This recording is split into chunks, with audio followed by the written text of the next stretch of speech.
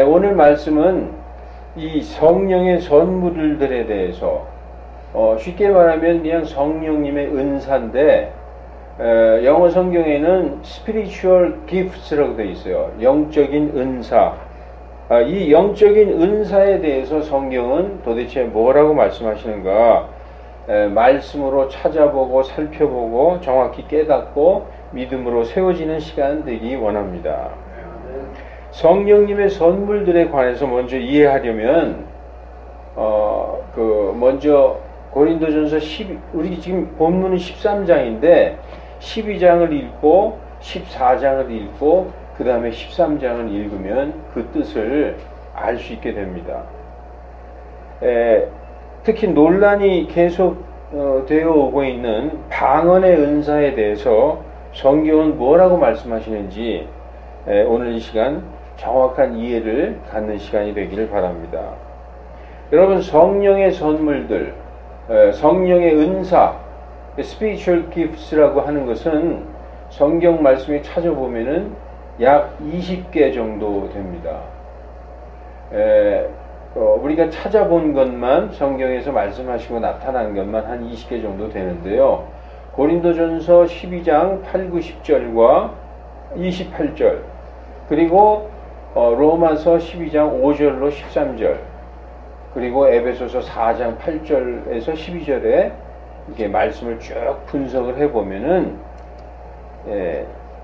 이렇게 많이 나옵니다. 깜짝 놀랐죠?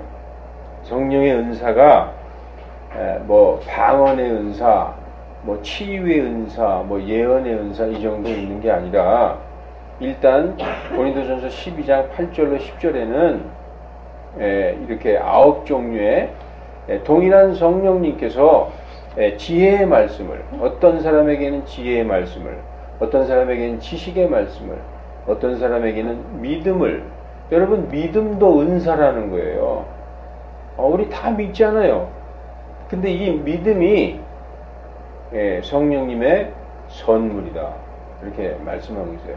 우리는 은사라는 단어에 이렇게 길들여 왔고 익숙하지만 이 성경으로 기프트라고 되어 있어요. 하나님의 선물이죠. 성령님께서 주시는 선물이다.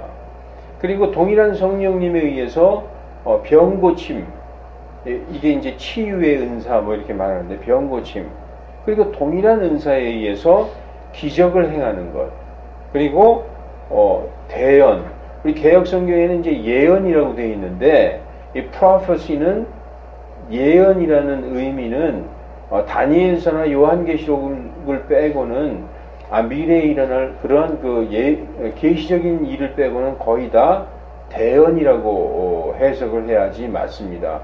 다시 말해서 하나님이 예레미야의 입에 넣어준 말씀을 예레미야는 그대로 가서 전하는 거죠. 하나님이 이사야에게 주신 말씀을 이사야 대언자는 그대로 가서 전할 뿐입니다. 거기에 자기 생각을 섞어가지고 말하는 것은 있을 수가 없는 거죠. 만약에 청와대 대변인이 딱 마이크 앞에 서가지고 자기 생각 주절주절 하면 그 되겠어요? 딱 그 말할 것만 가지고 나와서 딱 얘기하는 거죠. 그래서 이 대언도 은사 중에 하나다. 그리고 영분별의 은사, 그리고 우리가 이제 상당히 논란이 되어 있는 방언의 은사, 방언 통역의 은사, 이렇게 고린도전서 12장 8절로 10절은 말씀하고 있고, 이제 사도, 대언자, 목사, 복음 전도자, 이거는 어디서 나오냐? 에베소서 4장 8절로 11절에 나옵니다. 예수님께서 승천하실 때에 사로잡힌 자들을 사로잡아 이끄시면서 사람들에게 선물을 주셨다. 즉 교회에게 선물을 주셨는데 몇몇은 사도로, 또 몇몇은 대언자로, 몇몇은 복음 전도자로, 또 몇몇은 목사와 교사로 주셨다. 그렇게 말씀하고 있습니다. 그리고 에베소서에 보면은 로마서를 먼저 보면은 로마서를 보면은 에베소서에서 사도, 대언자, 목사, 복음 전도사를 주셨다고 말씀하죠. 그리고 이제 로마서 12장 5절로 13절 말씀을 보면은 돕는 자, 그리고 사역자, 미니스트리라고요. 미니스트리. 섬기는 자죠. 그리고 다스리는 자, 교회 장로들, 치리하고 다스림, 이것도 은사라는 거죠. 그리고 여러분, 긍휼을 베푸는 자, 이 긍휼을 베푸는 것도 은사라는 거예요. 사랑을 베푸는 거. 그리고 권면하는 자. 교회에서, 우리 교회는 없지만은 많은 교회에서 이제 권사님들이 계신데 아마 그거 하시는 것 같아요. 성경에는 좌우지간 권사는 없는데 이제 권면하는 분 해서 만드신 것 같아요. 그리고 내 것을 나누어 주는 것, 이것도 성령의 선물이라고 말씀하고 있어요. 또 가르치는 것, 이것도 성령의 선물이다. 이렇게 우리가 아는 것보다 상당히 많은 성령의 선물들이 있습니다. 그래서 은사들에 대해서는 일단 우리가 이 13장에 완전한 것이 오면 부분적인 것은 사라지리라, 이 말씀을 이해하기 위해서 12장과 14장을 읽어봐야 되는데 너무 말씀들이 기니까 제가 좀 요약을 해봤어요. 고린도전서 12장은 뭐라고 말씀하고 있느냐, 이 12장과 14장을 비교해서 이렇게 보면 좋습니다. 그래서 12장 먼저 볼게요. 사랑을 추구하고 너희가 영적인 은사들을 사모하라, 이렇게 말씀하고 있어요. 영적인 것들을 사모하라. 선물들은 다양하나 성령님께서는 동일하시다. 그 목적은 뭐냐? 모든 사람들에게 유익을 얻게 하려 하십니다 라고 말씀하고 있어요. 일단 이거부터 보십시다. 에베소서 4장 12절에 보면은 이것은 성령의 선물들, 은사를 주심은 성도들을 완전하게 하고 섬기는 일을 하게 하며, 그리고 그리스도의 몸을 세우게. 그리스도의 몸이 뭐예요? 교회죠. 성도들을 완전하게 하고 미니스트리를 하게 하고, 그리고 몸된 교회를 세우게 하려 하십니다 라고 성경은 말씀하고 있습니다. 그래서 모두 유익을 얻게 하려 하시려고 은사들을, 영적인 선물들을 나누어 주셨다라고 말씀하고 있어요. 근데 나누어 주실 때 전부 나눠 주셨다는 거예요. 개별적으로. 말씀을 한번 볼까요? 우리 성경을 한번 보십시다. 죄송합니다. 성경을 한번 볼게요. 고린도전서 12장 11절 뭐라고 말씀하느냐, 이 모든 것은 같은 그 한 성령께서 행하사 동일한 성령님께서 자신의 뜻대로 각 사람에게 개별적으로 나누어 주시는 것이다.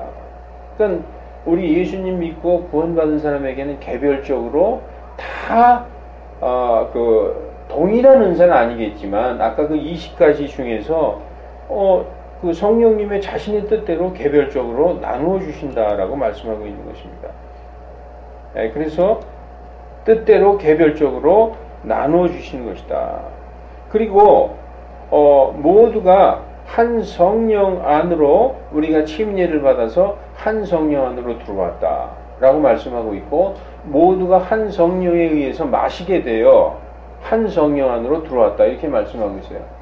원래 킹제임스 성경에 보면 성령님을 Holy Ghost라고 얘기합니다. Holy Ghost. Ghost는 무슨 뜻이 있냐 하면은 숨이라는 뜻이 있어요. 숨. 그래서 그걸 직역하면 거룩한 숨이에요. 거룩하신 숨.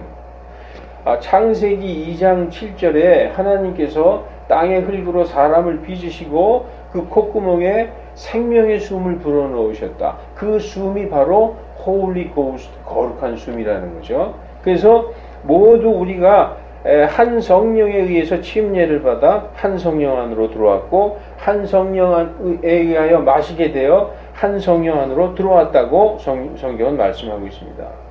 그리고 몸은 하나라도 교회가 예수 그리스도의 몸된 교회는 하나지만 거기에 많은 지체가, 우리의 몸을 한번 보세요. 우리의 몸이 하나지만 눈, 코, 입, 귀, 손가락, 발가락 다 있잖아요.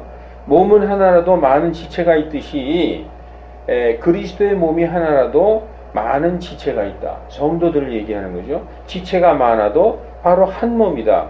그것이 무엇이냐? 그리스도의 몸이다. 그래서 그리스도 몸 안에서 우리가 각각 지체를 이루고 있다. 그리고 교회 안에 몇을 세우셨다.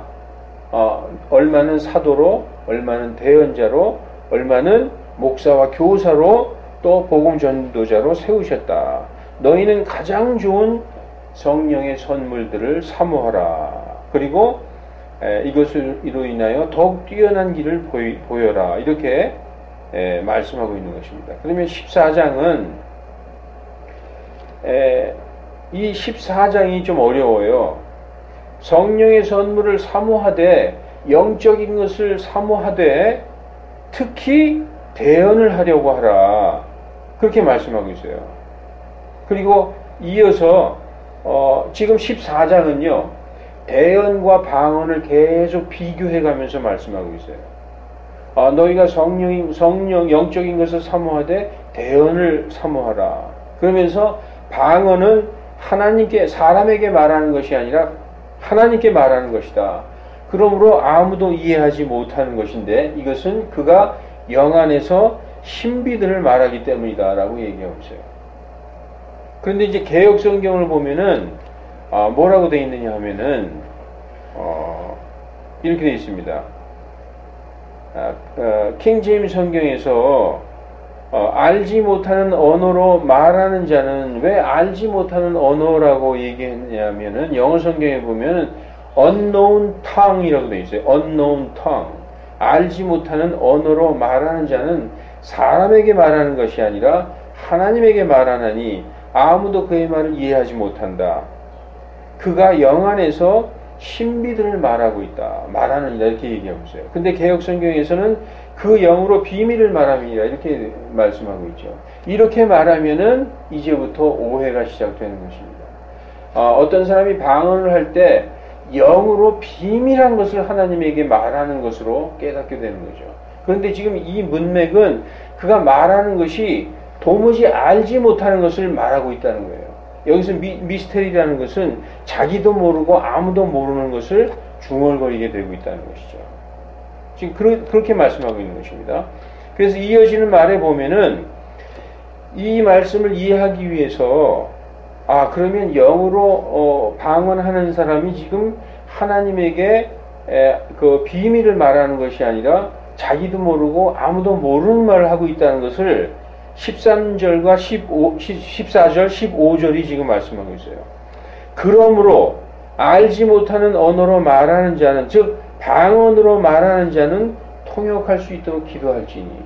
만약에 방언으로 말하는 사람이 내가 무엇을 말하는지 알고 있다면 통역할 수 있도록 기도할 필요가 없죠. 내가 지금 알고 있으니까. 그런데 내가 기도하지만 내가 무슨 뜻을 말하고 있는지 내 자신도 모르기 때문에 그것을 통역할 수 있도록 기도하라는 것이죠. 그래서 내가 알지 못하는 언어로 기도하면 나의 영은 기도하거니와 내가 뭐라고 중얼거려요. 그러나 나는 전혀 이해하지 못하고 중얼거리고 있다. 여기 나오죠. 나의 이해하는 것은 열매를 맺지 못하느니라. 이해하는 것이 열매를 맺지 못한다는 것은 내가 이해하지 못하는 채 무엇인가 중얼거리고 있다는 것이죠. 그렇기 때문에 내가 깨닫고 내가 지각하고 인지하는 말을 하고 있는 게 아니라 나도 모르는 말을 하고 있다고 지금 얘기하고 있어요. 그래서 그러면 어떻게 하리요? 사도 바울이 그러죠. 그러면 어찌할까? 만약 내가 영으로 기도하는데 내가 알지 못하고 있다. 그래서 전혀 내 이해, 언더스탠딩이 되고 있지 않다. 그럼 어떻게 할까? 영과 함께 기도하고 이해하면서 기도해야 된다.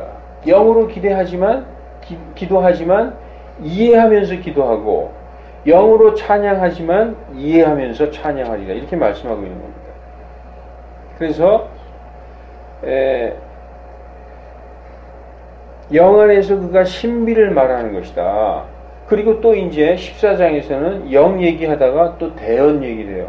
대언은 영은 사람에게 말하는 게 아니라 하나님에게 말하는 것이고 아무도 이해하지 못하고 자기도 이해하지 못한다. 그런데 대언은 사람에게 말하는 것이다. 그래서 사람에게 말하는 것이기 때문에 사람들이 다 알아듣고 그 말로 인하여 사람들이 세워지는 것이다. 그러면서 또 방언에 대해서 얘기해요. 14장을 나중에 한번 읽어보세요. 대언에 대해서, 그 다음에 방언에 대해서, 대언에 대해서 계속 비교하면서 말씀하고 있습니다. 방언은 자기를 세우는 것이다. 그러니까 자기를 드러내는 것이죠. 그러나 대언은 교회를 세우는 것이다. 나는 너희가 다 타언으로 얘기하길 원한다. 사도 바울이 그래요. 다 방언하길 원한다. 그러나 너희가 특히 대언하기를 내가 원한다. 이렇게 말씀하고 있어요. 그러면서 결론이 뭐냐 하면 방언 통역이 없으면 교회에선 하지 마라 라고 얘기하고 있어요. 이게 아주 중요한 말씀입니다. 지금 현대 교회에서는 우리가 통성기도 합시다 그러면은 방언으로 기도하는 사람들이 굉장히 많아요. 그래서 방언 받지 못한 사람은 멀쩡해가지고, 이제 저도 방언을 못 받았어요. 그래가지고 기도할 때 막 시끌시끌하게 막 방언 기도하면은 이렇게 쳐다보기도 하고, 그러다가 이제 혼자 중얼중얼 기도도 하는데, 교회에서는 방언의 통역이 없으면 하지 마라가 성경의 명령이에요. 왜냐? 영은 기도하지만 이해를 하지 못한다. 방언은 불신자들에 대한 표적이다. 불신자들이 이것이 바로 하나님에게서 온 것이구나 라고 믿게 하기 위해서 표적으로 주신 것이다 라고 성경은 얘기하고 있어요. 방언이 표적으로 나타난 것이 사도행전에 3번 나옵니다. 사도행전 2장에 오순절날 15개국에서 온 모든 그 교포들이 자기가 태어난 곳의 말로 다 들었죠. 그 하나의 그걸 표적이라고 하고 있어요. 그 다음에 가이사라에 사는 백부장 고넬료의 집에서 사도 바울이 설교를 하는 중에 성령님께서 내려오는, 그리고 막 방언으로 말하기 시작하는 그러한 표적이 있었고, 그 다음에 사도행전 19장에 보면은 에베소에서 온 어떤 제자들이 사도 바울이 이제 예수 그리스도 이름으로 침례를 주고 안수할 때 성령님께서 임하시고 이 방언을 했던 그런 표적이 있습니다.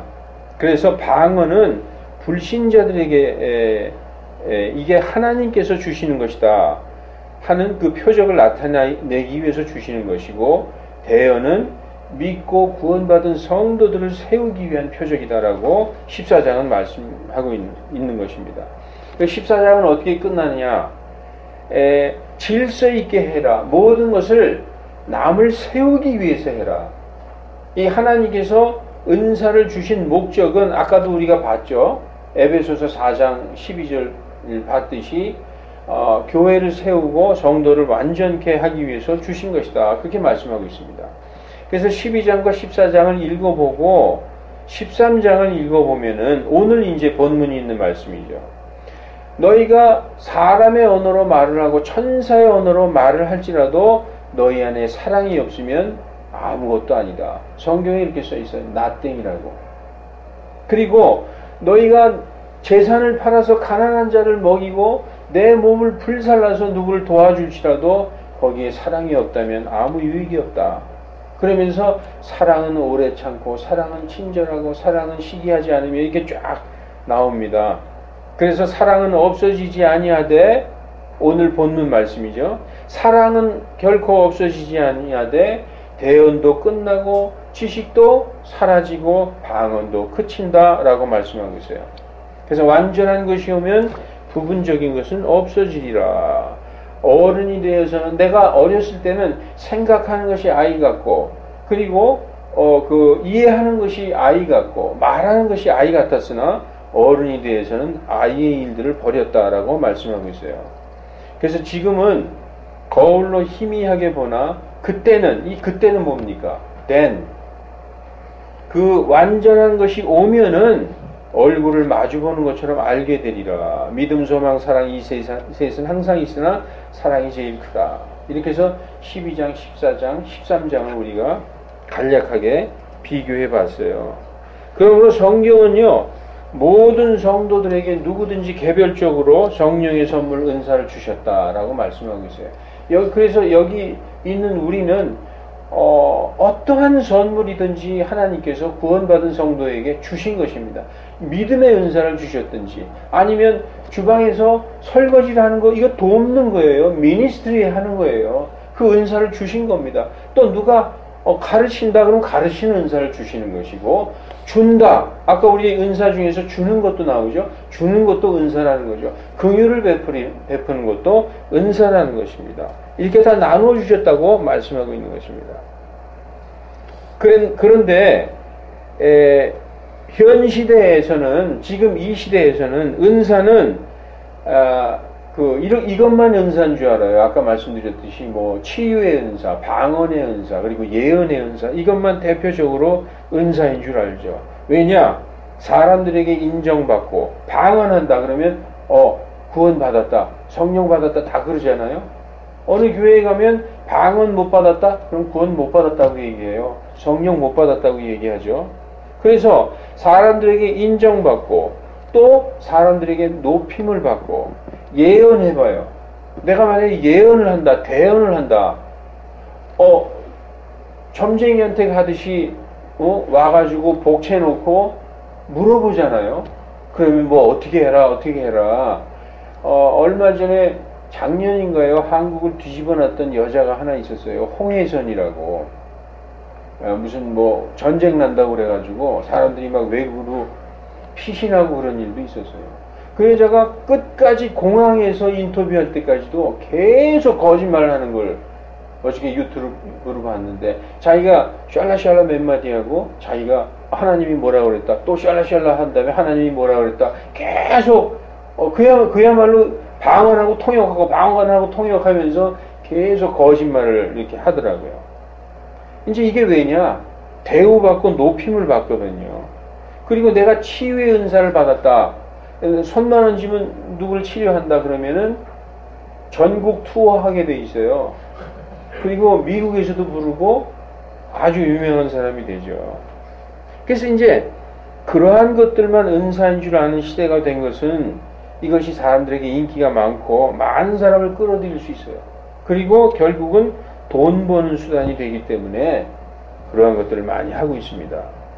그러나 성경은 아주 아이러니컬하게 완전한 것이 오면 대언이나 방언이나 지식같이 눈에 드러나 보이는 은사들은 없어지고 그치고 사라진다라고 말씀하고 있는 것입니다. 자, 이제 오늘 방언에 대해서 잠깐 우리가 얘기를 해보십시다. 방언을 하는 사람들의 근거는 하나님께 비밀한 기도를 한다, 그런 얘기죠. 영 안에서 신비를 말한다. 영으로 기도한다는 것은 이해하지 못하면서 중얼거린다. 아까도 제가 말씀드렸듯이. 그래서 교회에서 통역해서 다른 사람들이 알아듣도록 그렇게 하라고 사도 바울은 얘기하고 있습니다. 그래서 결론은 통역할 수 없다면 교회에서 방언하지 말라, 이렇게 이제 얘기하고 있는데, 자, 오늘 이제 본문 말씀으로 돌아가서, 자, 여기 보면은 10절에 완전한 것이 오면 그때에는 부분적인 것이 없어지리라, 그렇게 말씀하고 있는데요. 이 완전한 것이 무엇이라고 생각합니까? 완전한 것이 오면 부분적인 것은 사라진다. 우리가 부분적으로 알고 부분적으로 대언하지만 완전한 것이 오면 그때는 부분적인 것이 없어지리라, 이렇게 말씀하고 있어요. 이게 뭘까요? 어떤 사람들은 이 완전한 것을 예수 그리스도의 재림이라고 말씀하는 사람들이 있어요. 그렇게 가르치는 사람들이 있습니다.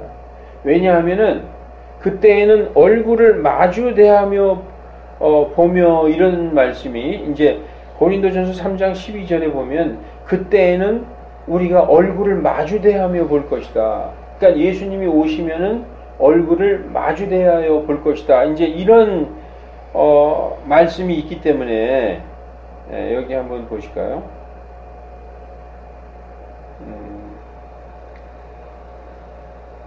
고린도후서 3장 18절에도 예수님이 오실 때 우리는 다 가리지 않은 얼굴로, 이 베일을 쓰지 않고 베일을 벗어버린 얼굴로 거울을 보는 것 같이 주님의 영광을 바라본다. 그래서 그분의 영광에서 영광에 이르게 된다. 그런 말씀이 있습니다. 이 말씀을 이제 적용해가지고 예수님이 오시는 것이 완전한 것이다. 그 완전한 것, 예수님의 재림 때가 되면 우리가 모든 것을 확실히 알게 된다. 그렇게 이제 해석하는 그런 사람들이 있습니다. 그런데 이제 또 한 부류는 완전한 것을 무엇으로 해석하느냐? 완전한 것은 성경의 완성을 의미한다. 그렇게 해석하는 사람이 있죠. 이제 저는 이제 그걸 믿습니다. 완전한 것이 뭐냐? 예수님이 재림이 아니라 성경이 완성되면은 이제 부분적인 것은 사라진다. 이제 제가 그렇게 믿고 있는데, 저처럼 믿고 있는 사람들도 상당히 많이 있습니다. 온전한 말씀들이 완성되어서 성경에 예수 그리스도의 말씀은 온전하다고 말하고 있어요. 디모데전서 6장 3절에 만일 어떤 사람이 다른 식으로 가르치고 온전한 말씀들, wholesome words라고 되어 있어요. 온전한 말씀들. 이 온전한 말씀들이 곧 무슨 말씀이냐? 우리 주 예수 그리스도의 말씀들이다 라고 얘기하고 있어요.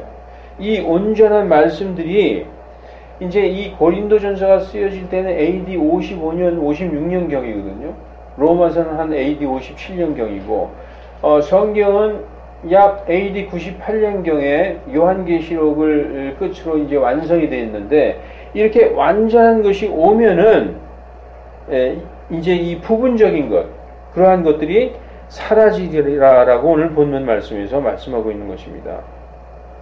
그런데 이 성경이 완성되면은 어떠한 일이 있느냐?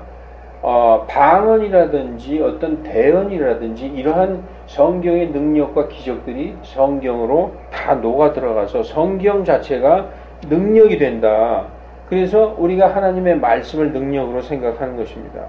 만약에 예수님이 완전하시기 때문에 예수님이 오셔야만 알 수 있다. 그러면은 지금 우리가 살고 있는 교회 시대에는 완전한 교회도 없고 완전한 성도도 존재할 수 없다는 말씀이 되죠. 물론 완전한 사람은 완전할 수는 없어요. 그러나 우리에게 뭐가 있느냐? 이 완전한 말씀이 있기 때문에 우리가 예수 그리스도의 완전한 말씀, 그리고 그리스도의 충만한 장성한 분량에 도달할 수 있다고 성경은 말씀하는 것입니다. 그래서 그 완전한 것은 바로 하나님의 말씀인 성경인 것입니다. 따라서 오늘 설교 본문 고린도전서 13장 10절에 완전한 것은 바로 우리 손에 들려있는 거룩하신 하나님의 말씀인 성경이라고 믿어 의심치 않습니다. 그러면 AD 98년경에 성경이 완성됨으로써 완전한 것이 우리에게 주어졌는데, 성경의 그 성령의 은사들은 완전히 폐지가 됐을까요? 성경은 지금 얘기하고 있어요. 완전한 것이 오면 부분적인 것은 없어지리라. 전부 없어지는 게 아니에요. 여러분 지금도 보십시오. 아까 은사를 한번 보십시다. 은사가 이렇게 많은데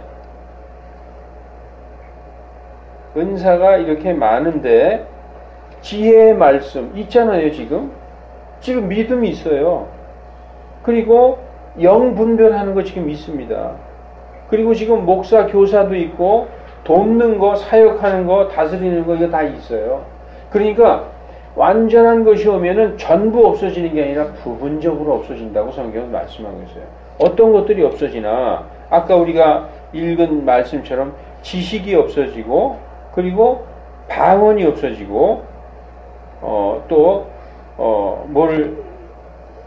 뭐가 없어진다고 그랬죠? 지식이나 방언이나 또 대언, 이런 것들은 없어진다라고 말씀하고 있는 것입니다. 전부 다 없어지는 게 아닙니다. 그래서 고린도전서의 사도 바울의 전체적인 논지를 보면 교회의 세움에 지장이 되는 것들은 자제하라는 거예요. 교회 세움에 지장이 되는 것들, 공적인 모임에서의 은사의 남용을 금하라, 그런 말씀이죠. 그리고 개인적으로는 허용했다고 저는 생각합니다. 개인적으로는. 왜냐하면은 너희가 다 방언하기를 내가 원한다. 그러나 통역이 없으면 하지 마라. 이런 말씀을 주셨기 때문에 개인적으로는 허용을 했다. 그 당시에. 자, 이제 말씀의 결론을 맺겠습니다. 저희 교회, 이 믿음 침례 교회는 완전한 것이 오면 완전한 것은 무엇이냐? 예수 그리스도도 물론 맞습니다. 그러나 지금 이 성경에서 고린도전서 13장에서 말씀하시는 완전한 것이 오면 부분적인 것은 폐하리라 할 때 이 완전한 것은 바로 하나님의 말씀인 성경이라고 믿습니다. 그래서 이 완전한 것이 왔기 때문에 오늘 말씀에서 나오는 대언이나 방언이나 지식 등의 부분적인 은사들은 그쳤다고 이제 생각되는 거죠. 근데 여기서 이제 가장 중요한 겁니다. 제가 이제 가장 하고 싶은 핵심의 말씀이, 그러나 성경을 잘 몰랐던 우리 선배들의 시대에는, 우리 기독교가 우리나라에 들어온 지 120년 됐잖아요. 처음에 우리나라의 기독교는 굉장히 역사가 짧아요. 기독교 역사 2000년이잖아요. 그 중에 우리나라는 120년입니다. 성경을 잘 몰랐던 우리 선배들의 시대에는, 우리 아버지나 할아버지나 뭐 그 윗분들의 시대에는 지금보다 진리의 지식이 부족했었어요. 지금은 많은 정말 성경 지식이 너무나 난무해서 탈이죠. 성경이 완성되기 전 초대교회의 성도들에게 하나님께서 성령의 은사를 주신 것은 지식만으로 할 수 없었던 하나님의 말씀을 영적인 선물과 표적들로 알게 해주셨던 것처럼, 그때는 성경도 완성되지 않았어요. 예를 들어서 지금 고린도전서가 쓰여질 당시 AD 55년 경에는 성경의 지식도 그렇게 많지 않았어요. 성경이 다 완성된 것도 아니었고, 이때에는 하나님의 말씀을 영적인 선물들과 어떤 표적들과 이런 것들로 많이 알게 해주셨다. 그와 마찬가지로 우리나라 기독교 초기에도 그러한 은사를 주심을 이상히 여길 이유가 없어요. 따라서 공적인 방언은 통역이 있으면 할 수 있으나 통역이 없으면 해서는 안 된다. 개인적으로는 그걸 멸시하거나 무시하지 말아달라는 것, 이 시간 말씀드리고 싶습니다. 기도하시겠습니다.